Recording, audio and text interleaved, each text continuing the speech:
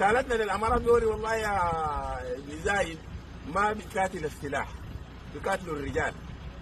ده سلاحك كتر الله خيرك، ده سلاحك كتر الله خيرك. الهديه وصلتنا تماما.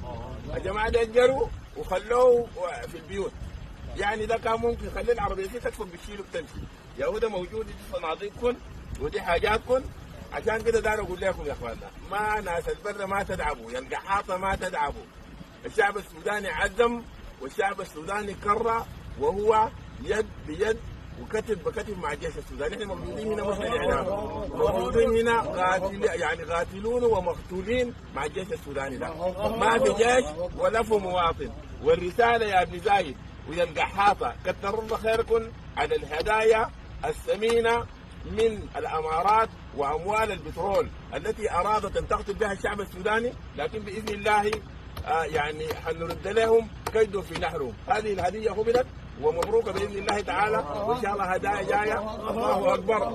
جيش واحد شعب واحد، جيش واحد شعب واحد، جيش واحد شعب واحد، جيش واحد شعب واحد. لا لا للعملاء، لا لا للعملاء، لا لا للمرتزقه، لا لا للمرتزقه. السلام عليكم ورحمه الله.